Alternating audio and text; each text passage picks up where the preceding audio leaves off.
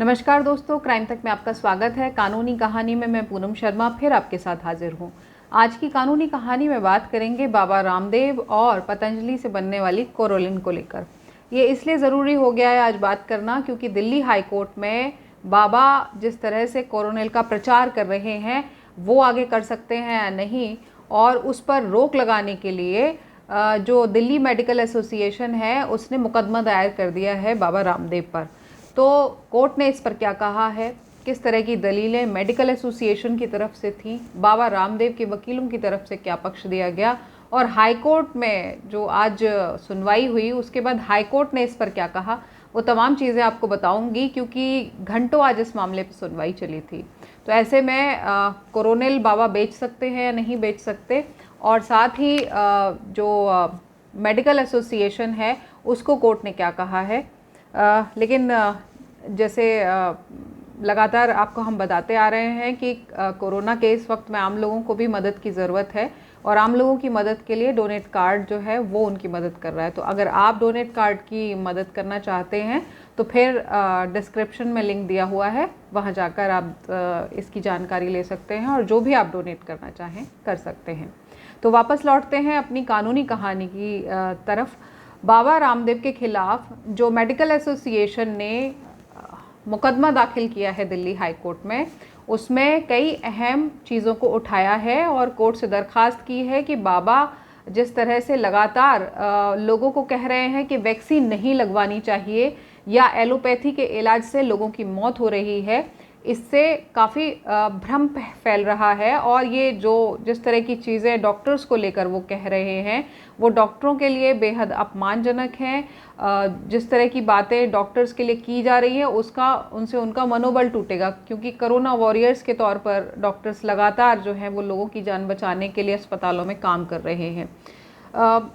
और क्या क्या चीज़ें कही गई हैं वो थोड़ा आपको और बता देती हूँ। जो ये मुकदमा मेडिकल एसोसिएशन की तरफ से दाखिल किया गया है बाबा रामदेव के खिलाफ, एक तो इसमें कहा गया है कि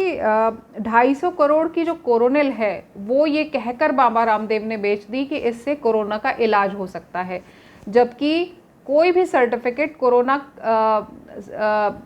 कोरोनिल जो है उसके पास नहीं है कि ये कोरोना का इलाज कर सकती है। यानी जो दवाई सर्टिफाइड ही नहीं है, आयुष मंत्रालय तक जो है वो पूछ चुका है और उसमें खुद पतंजलि की तरफ से ये आया है उनका जवाब कि ये इम्यूनिटी बूस्टर है, बल्कि इलाज नहीं है कोरोना का। तो क्यों इस तरह से फिर बाबा दुष्प्रचार कर रहे हैं डॉक्टरों के बारे में और अपनी दवाई को लेकर भी गलत जानकारी दे रहे हैं। बहुत बड़ी संख्या में भारत में जो बाबा रामदेव हैं उनको लोग फॉलो करते हैं, और याचिका में ख़ास तौर से आज कहा गया है कि इतनी बड़ी संख्या में चूँकि लोग बाबा को फॉलो करते हैं और उसमें से बहुत सारे लोग अशिक्षित हैं या इतने कम शिक्षित हैं कि वो उन्हें लगता है कि जो बाबा रामदेव कह रहे हैं वही सही है, और वो जो भी रामदेव के मुंह से सुनते हैं वो उसको करने लग जाते हैं। तो ऐसी स्थिति में अगर लोग वैक्सीनेशन नहीं कराएंगे या ये सोचेंगे कि कोरोनिल से ही उनका इलाज हो सकता है, तो फिर तो ये लोगों को उनकी जान में और जोखिम में डालने जैसा है। तो ऐसी स्थिति में बाबा रामदेव को इस तरह के बयानों को देने से रोका जाए, और साथ ही जो कोरोनिल है उस पर ये साफ किया जाए कि ये कोरोना का इलाज नहीं है। अब इसमें आज बाबा रामदेव की तरफ से जो वकील पेश हुए थे उन्होंने भी कुछ चीज़ें कही। एक तो उन्होंने कहा कि जिस तरह की चीज़ें हुई थी, बोली गई थी बाबा रामदेव की तरफ से, उस पर डॉक्टरों को लेकर उन्होंने 23 मई को पहले ही माफ़ी मांग ली है। तो इसमें अब विवाद का सवाल ही नहीं है। जब इस तरह की चीज़ों में कुछ कहा गया और दूसरे को उस पर आपत्ति थी और उस पर फिर माफ़ी आ गई, तो फिर इसको आगे नहीं बढ़ाया जाना चाहिए। दूसरा, बाबा रामदेव जो हैं वो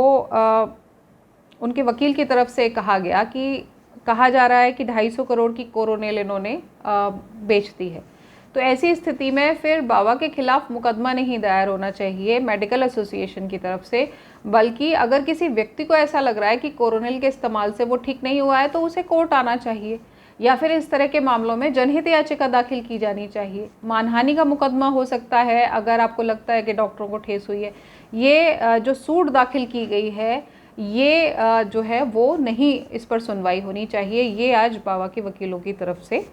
इस मामले में पक्ष रखा गया। लेकिन कोर्ट ने काफ़ी दिलचस्प चीज़ें इस मामले में उठाई और उनका जवाब ना तो बाबा रामदेव के पास था और ना ही मेडिकल एसोसिएशन के पास था।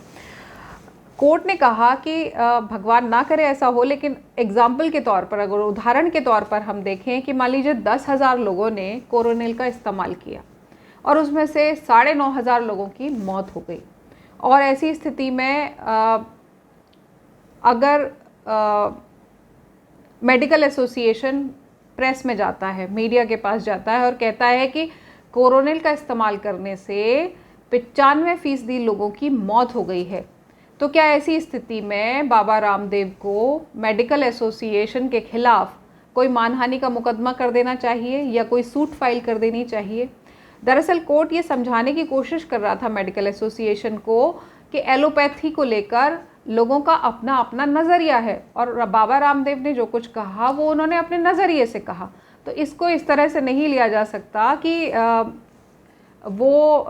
जो प्रचार कर रहे हैं वो झूठा प्रचार है, या फिर बाबा रामदेव जो कुछ बोल रहे हैं डॉक्टरों के बारे में वो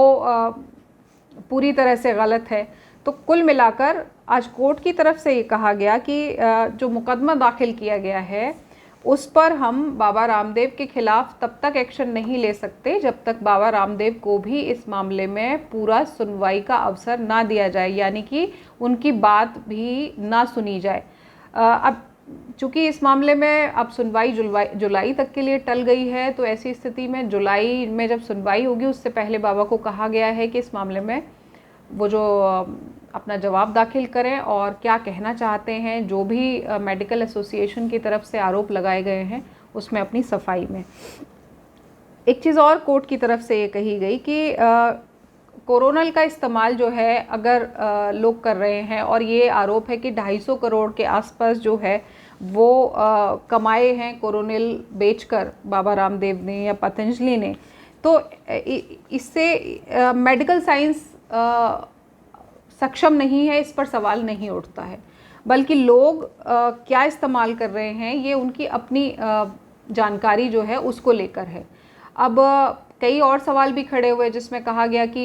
हज़ारों डॉक्टर्स जो हैं वो इलाज के दौरान लोगों की खुद कोरोना से ग्रसित हुए और उनको अपनी जान गंवानी पड़ी और बाबा उन सबका मजाक उड़ा रहे थे। तो ऐसी स्थिति में फिर ये तो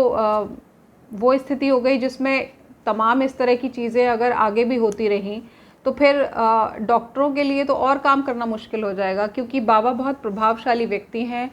इतने लोगों तक उनकी रीच है, और इस तरह की चीज़ें अगर वो बोलते हैं तो उसका इम्पैक्ट सोसाइटी में लगातार होता है, डॉक्टरों पे लगातार होता है, लोगों का जो भरोसा है वो डॉक्टर्स पे लगातार ख़त्म होता है। लेकिन कोर्ट ने साफ कर दिया कि फिर अगर इस तरह की चीज़ें हैं तो फिर